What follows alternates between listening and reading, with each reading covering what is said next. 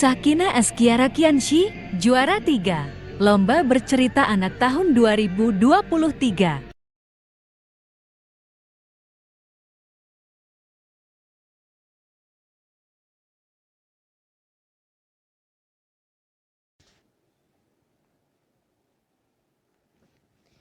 Kemerdekaan adalah segalanya, melebihi nyawa dan harta benda yang ada. Aku, Jenderal Sudirman, lebih baik hancur bersama debunya kemerdekaan daripada subur dalam alam penjajahan. Assalamualaikum warahmatullahi wabarakatuh. Salam sejahtera bagi kita semua. Halo teman-teman semuanya, perkenalkan namaku Syakina.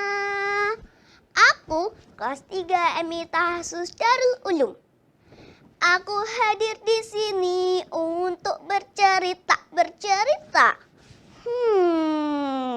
Kira-kira cerita apa ya?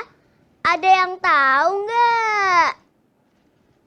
Judul ceritanya adalah Pahlawanku Idolaku, Panglima Jenderal Sudirman. Jenderal Sudirman adalah salah satu pahlawan nasional yang lahir di Bodas Karangjati, Rembang, Purbalingga pada tanggal 24 Januari 1916. Beliau adalah pemimpin tertinggi pertama dalam sejarah ketentaraan Indonesia. Pada tahun 1948, Belanda kembali menyerang ibu kota Republik Indonesia, yaitu Yogyakarta. Lalu, Jenderal Sudirman segera menemui Insinyur Soekarno dan mengajaknya untuk bergerilya. Tetapi, ia menolak ajakan Jenderal Sudirman. Saya ini presiden. Tepat saya di sini. Tugas saya melakukan diplomasi.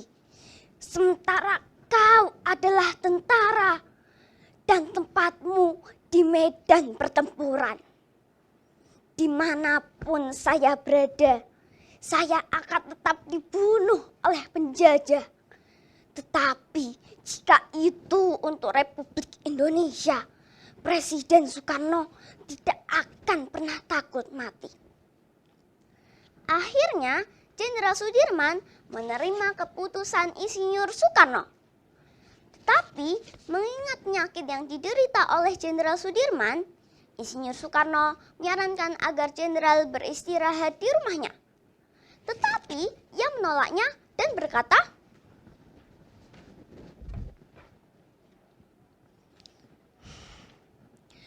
yang sakit adalah Jenderal Sudirman. Tetapi seorang panglima besar tidak pernah sakit dalam mempertahankan kemerdekaan Indonesia. Walau kau robek-robek badanku, kau potong-potong jasadku, walau jasad bersimbah darah, Jenderal Sudirman tidak akan pernah menyerah untuk melawan para penjajah.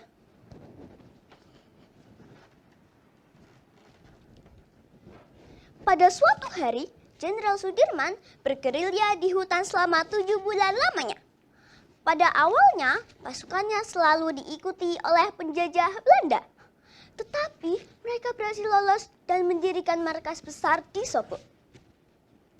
Noli, kita harus merahasiakan keberadaan kita, karena tempat ini akan menjadi markas gerilya kita.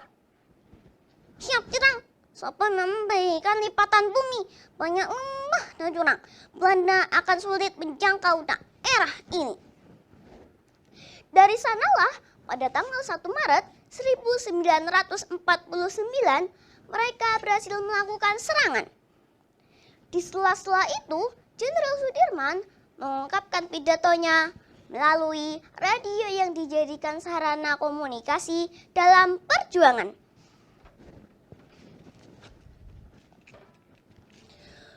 Saudara-saudaraku, aku Jenderal Sudirman memberitahukan kepada tentara Belanda, Panglima Tentara Sejawa, bahkan pada seluruh dunia bahwa Tentara Nasional Indonesia masih ada dan menguasai seluruh wilayah Indonesia. Merdeka! Merdeka! Merdeka! Setelah kejadian itu, terjadilah gencatan senjata. Kemudian Insinyur Soekarno meminta agar jenderal pulang ke Jogja. Aku tahu ragaku memang sakit, tapi jiwaku tak akan pernah sakit. Demi mempertahankan kemerdekaan Indonesia.